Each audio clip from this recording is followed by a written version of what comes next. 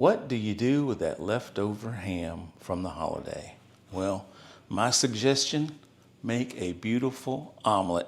And in this case, look down here. We've got eggs, 3 eggs here, ham, onion, cheddar cheese that I've shredded with the shredder by hand, salt, pepper, and of course some butter. So first things first, let me break these eggs and mix them, because you know you got to break a few eggs to make an omelet, right? A little noisy around here today. Already had grocery delivery. I set up and was ready to go, but then I got a text that said groceries are on the way. So I'm delayed about 30 minutes. And then I set up again. The yard man shows up. So if you hear the lawnmower out there, that's who it is. Whatever holiday we just passed, I hope it was a good one for you. In my case, it was Easter, just about 2 days ago. So I've got some leftover ham. All right, here's my 3 eggs. I'm gonna put just a touch of salt in them, 1 pinch, a little bit of pepper, 1 pinch of pepper. So here we go in to break those eggs. And I'm going to whisk these until they're very liquidy and bubbly for a good while. I should have put them in a bigger bowl. Okay, that looks pretty good. Now, see the bubbles in there? That's what I want. Now, in goes my butter. Good bit of butter. So I'm starting off with a pretty high heat. You know, my cooker goes to 10, so I've got it on 7. Maybe I need to go a little more. I'm gonna go 7.5. Okay, so don't be alarmed. These French style omelets take up a good bit of butter. So in goes my egg. So what I like to do is just pull away from the sides. You can see like it's almost scrambled there in the middle. It starts appearing like a scrambled egg. So this is what we want all the way across. I don't have it yet. You can see it's still pretty liquidy, but just keep moving that around.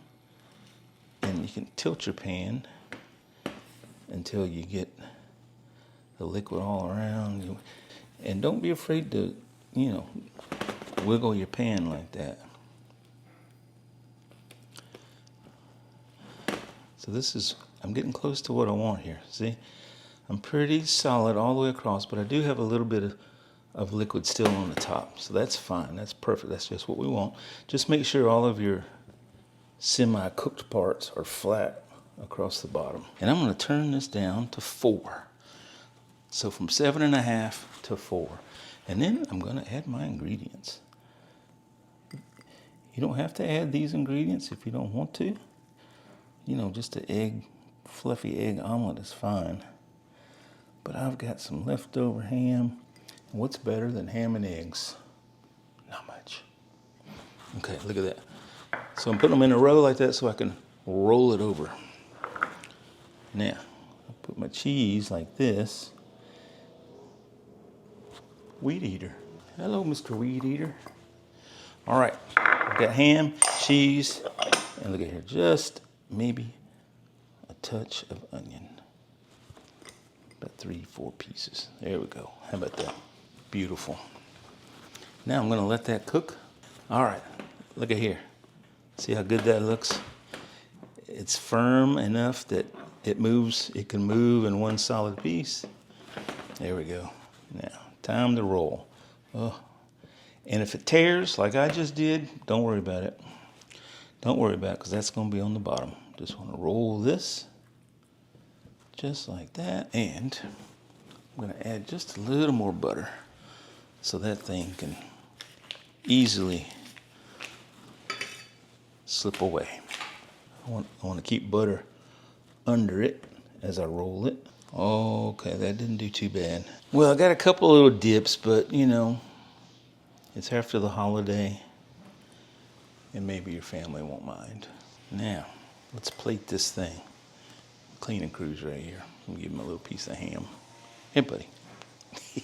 He's always there to help. All right, here we go. Let's see what this looks like. How does that look to you? And then I got a little butter here to pour across the top. The key to a nice French omelet is for it to be shiny and buttery. So here we go.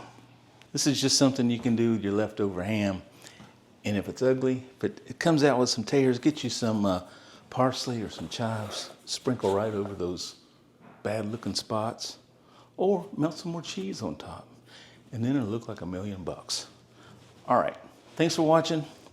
Cleaning crew's here. He is ready to help.